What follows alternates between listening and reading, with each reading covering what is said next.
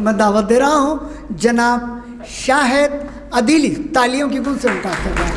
ہم سب شکر گزار ہیں ادارے سیاست کے کہ اتنی خوبصورت محفل یہاں سجائی گئی، اور بالخصوص شکریہ کے اولین مستحق آپ حضرات ہیں جو تعداد میں کم ہونے کے باوجود سینکڑوں لوگوں کے برابر داد سے نواز رہے ہیں شعراء کو۔ یہ بڑی خوشائن بات ہے الحمدللہ۔ بڑھیا، اس سے آپ کے بہت ہی اعلیٰ ذوق کا ثبوت بھی ہمیں مل گیا ہے۔ بہرحال ہم سب شکریہ ادا کرتے ہیں آپ کا۔ تو حضرات شروع کرتا ہوں تھوڑا سا حالات حاضرات سماجی مسائل سے ہوتے ہوئے، پھر اپنی پٹری پہ آ جاتا ہوں۔ شروع کرتا ہوں اس مطلع سے۔ سب ماشاءاللہ بہت ہی ذہین و فطین صاحب علم حضرات ہیں۔ بلا تمہید مطلع عرض کر رہا ہوں کہ پھرتا رہتا ہے وہ در در، ایک جگہ ٹکتا نہیں۔ کہ پھرتا رہتا ہے وہ در در، ایک جگہ ٹکتا نہیں، ایسا چوکی دار ہم نے آج تک دیکھا نہیں۔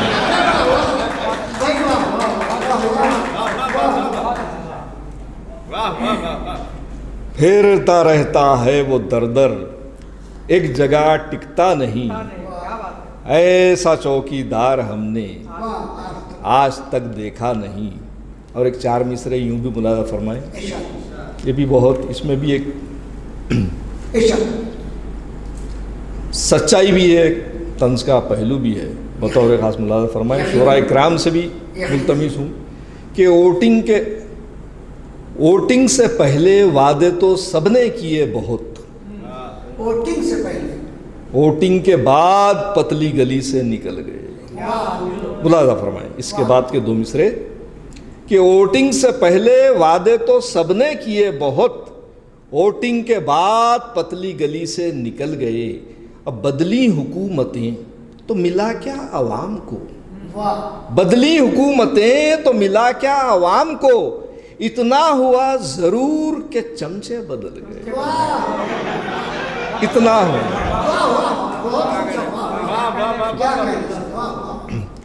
بدلی حکومتیں تو ملا کیا عوام کو، اتنا ہوا ضرور کہ چمچے بدل گئے۔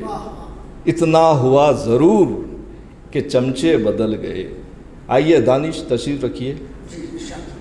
اور یہ چار مصرے بھی، یہ بھی بڑا عالمیہ ہے، کسی ملک کا شہر کا نہیں بلکہ عالمی انٹرنیشنل عالمیہ ٹریجڈی ہے۔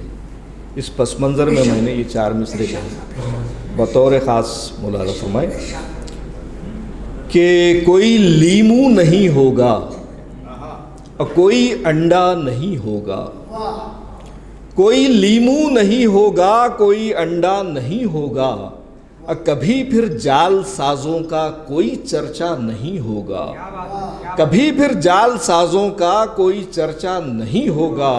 میاں انسان کا ایمان اگر مضبوط ہو جائے، کوئی عامل نہیں ہوگا، کوئی بابا نہیں ہوگا، کوئی عامل نہیں ہوگا، کوئی بابا نہیں ہوگا، کوئی عامل نہیں ہوگا، کوئی بابا نہیں ہوگا۔ ایک خطہ اور، یہ بھی حالات تکلیف دہ پس منظر کے، کہ یہ جو جہیز کے مطالبات وغیرہ، تو اس پس منظر میں میں نے کہا ہے کہ وہ بناتا ہے جو فٹ پاتھ پہ پنکچر دیکھو، وہ بناتا ہے جو فٹ پاتھ پہ پنکچر دیکھو، لڑکی والوں سے طلب کرتا ہے پلسر دیکھو، لڑکی والوں سے طلب کرتا ہے پلسر دیکھو، اور ماں کی خدمت کی کبھی اس کو نہ توفیق ہوئی، پیر بیوی کے دباتا ہے دلدر دیکھو، پیر بیوی، ماں کی خدمت، وہ بناتا ہے جو،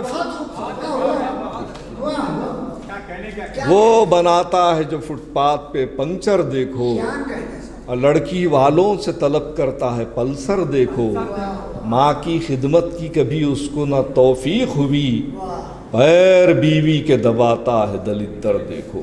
اب اسی قبیل کا ایک خطہ اور ہے، یہ ایک صاحب اور ہیں، اب دیکھیے ان کی فرمائش خواہش کیا مطالبات ڈیمانڈ سے وہ ملاحظہ فرمائے۔ لڑکی کے والد لڑکے کو روبرو بٹھائے گفتگو ہو رہی ہے، ملاحظہ فرمائے، 4 مصرے بطور خاص اسی قبیل کا ہے کہ لڑکی کے والد نے لڑکے سے کہا کیا ہے خواہش آپ کی فرمائیے.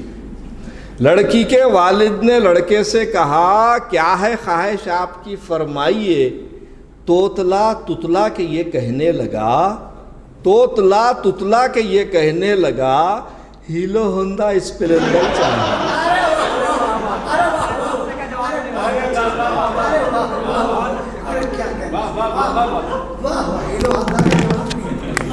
شکریہ، نوازش، عنایت. اور دیکھیے کہ اب آئیے مزاح کی طرف آتا ہوں. ایک بالکل تازہ خطہ ہے، شعراء کرام سے بھی ملتمس ہوں، توجہ چاہوں گا کہ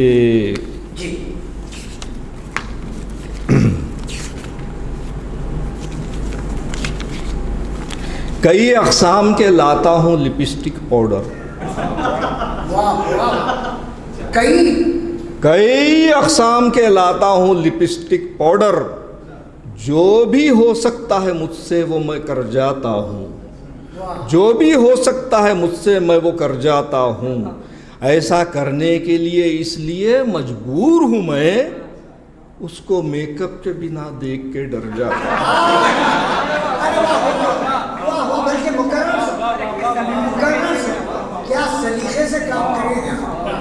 کئی اقسام کے لاتا ہوں لپسٹک پاؤڈر، جو بھی ہو سکتا ہے مجھ سے میں وہ کر جاتا ہوں. ایسا کرنے کے لیے اس لیے مجبور ہوں میں اس کو میک اپ کے بنا دیکھ کے ڈر جاتا ہوں. اور دیکھیے کہ یہ خطابی ملاحظہ فرمائے کہ شادی کے بعد حسن بھی کافور ہو گیا. شادی کے بعد حسن بھی کافور ہو گیا. اب میسور تھا جو پہلے وہ گنٹور ہو گیا.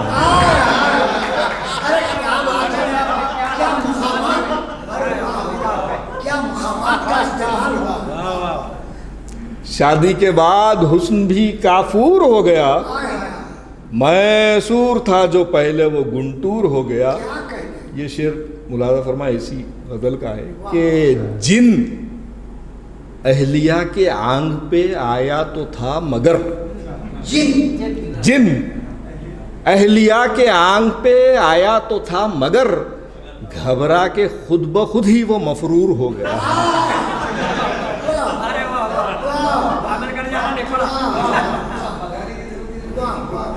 گھبرا کے خود بخود ہی وہ مفرور ہو گیا.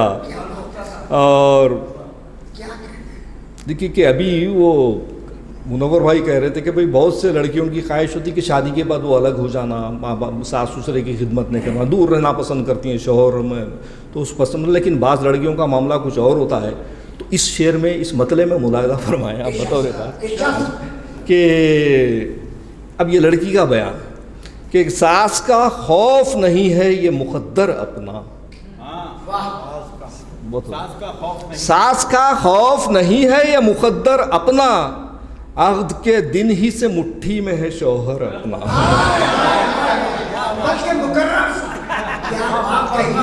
ساس کا خوف نہیں ہے یہ مقدر اپنا، عہد کے دن ہی سے مٹھی میں ہے شوہر اپنا.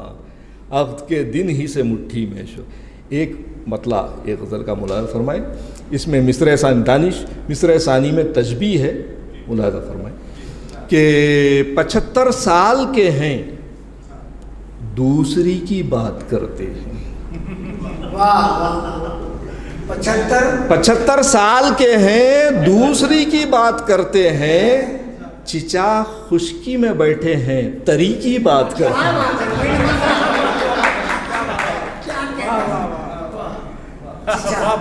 چچا خشکی میں بیٹھے ہیں، 75 سال کے ہیں دوسری کی بات کرتے ہیں. اب آپ قطعی یہ نہ تصور کریں کہ میں یہ ڈاکٹر معین عمر بمبو صاحب کی نظر کر رہا ہوں. تو یہ ایک عامیہ کہ 75 سال کے ہیں دوسری کی بات کرتے ہیں، چچا خشکی میں بیٹھے ہیں تری کی بات کرتے ہیں. چچا خشکی میں بیٹھے ہیں، تری کی بات کرتے ہیں. اور ایک خطہ یہ بھی ہے کہ اب دیکھیے بہت زیادہ کیا ہوتا ہے، شورا یہ جو طنز و مزاح کے ہوتے ہیں، گھر میں کچھ بولنے کا موقع نہیں ملتا ہے تو باہر آ کر بھڑاس نکالتے ہیں. تو ملاحظہ فرمائے کہ آپ 4 دن میک اپ میں تھیں، گھر میں اجالا ہو گیا. 4 دن میک اپ میں تھیں، گھر میں اجالا ہو گیا. 4 دن کی چاندنی تھی، پھر اندھیرا ہو گیا. 4 دن کی چاندنی تھی، پھر اندھیرا ہو گیا. اب یہ ملاحظہ فرمائے کہ میں نے اپنی اہلیہ کو خوب پیٹا خواب میں.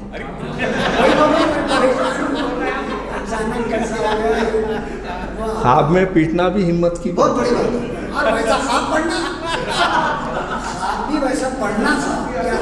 4 دن میک اپ میں تھیں، گھر میں اجالا ہو گیا. 4 دن کی چاندنی تھی، پھر اندھیرا ہو گیا. میں نے اپنی اہلیہ کو خوب پیٹا خواب میں، پھر ہوا بیدار جب میں خواب الٹا ہو گیا.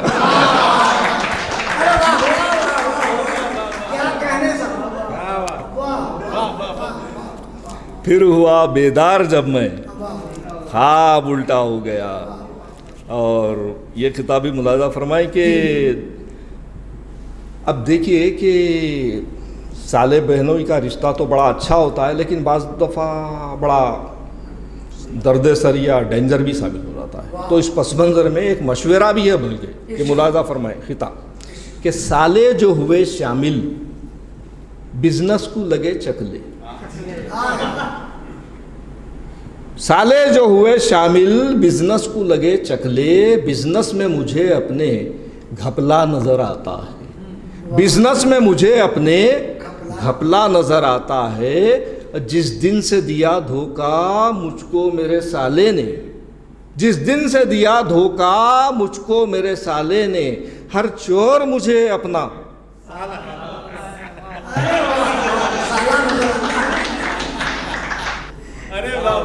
ہر چور مجھے اپنا سالہ نظر آتا ہے.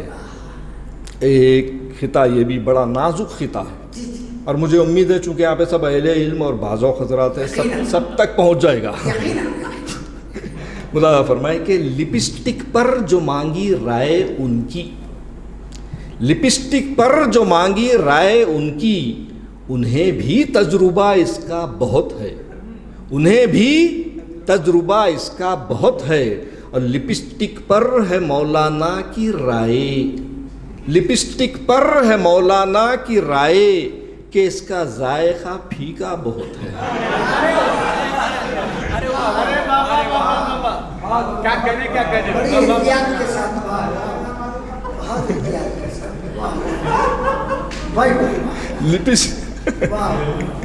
لپسٹک پر جو مانگی رائے ان کی، انہیں بھی تجربہ اس کا بہت ہے. اور لپسٹک پر ہے مولانا کی رائے کہ اس کا ذائقہ پھیکا بہت، کہ اس کا ذائقہ پھیکا بہت ہے. ایک مولانا اور ہے میرے پاس، یہ بھی ملاحظہ فرما لے کہ مولانا نے عقد کیے ہیں وہ بھی پورے 4، لیکن اب یہ لگتا ہے وہ 4 سے ہیں بور. مولانا نے عقد کیے ہیں وہ بھی پورے 4، لیکن اب یہ لگتا ہے وہ 4 سے ہے بور. مولانا سے ہم نے پوچھا آخر وہ کیا چاہتے ہیں؟ حسرت سے وہ کہنے لگے کہ یہ دل مانگے مور.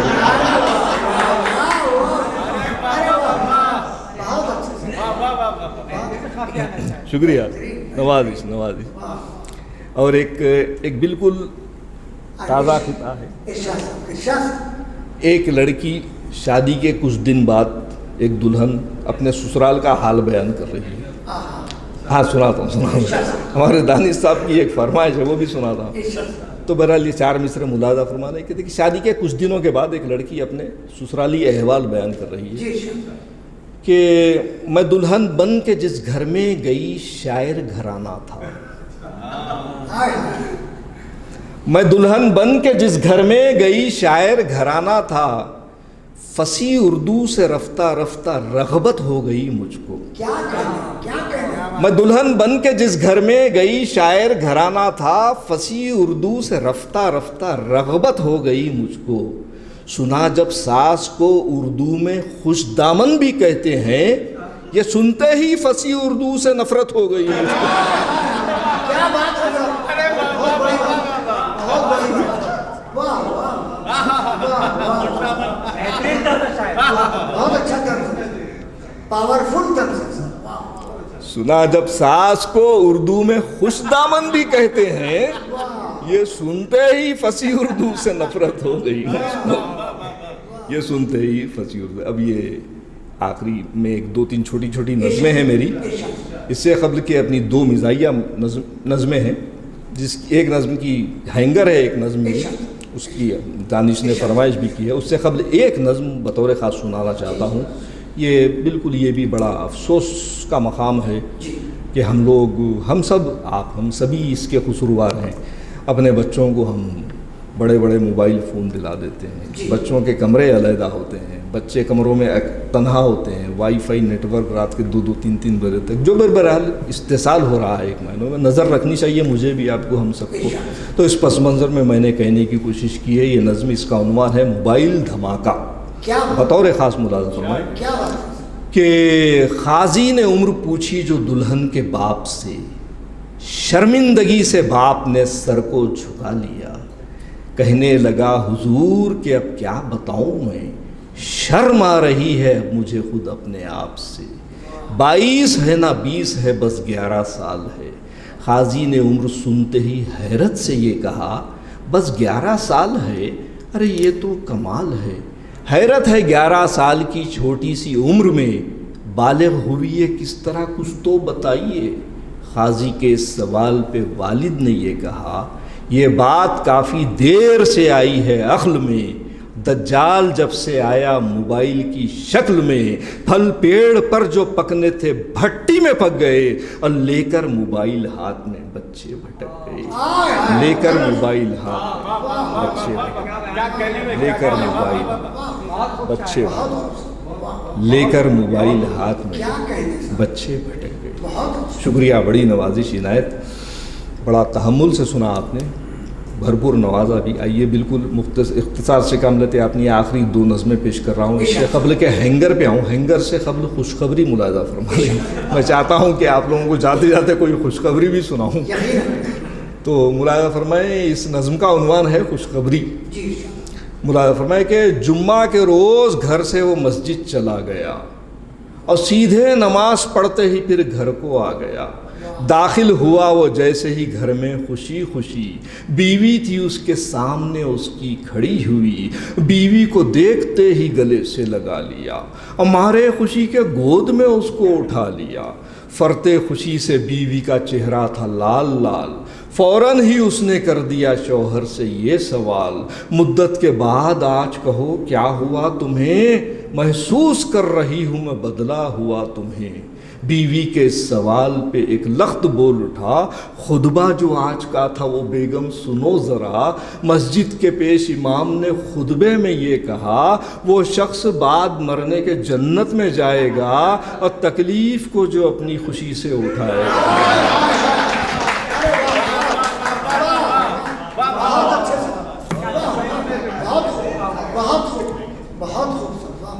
تو بہرحال اس تکلیف ہم سب جوجھ رہے ہیں. شکریہ نواز جی. آخری نظم بالکل پیش کر کے اپنی جگہ، وقت بھی کافی ہو گیا. اس نظم کا عنوان ہے ہینگر. ملاحظہ فرمائیں کہ عقد چوتھا نواب صاحب کا خیر خوبی سے ہو گیا پورا.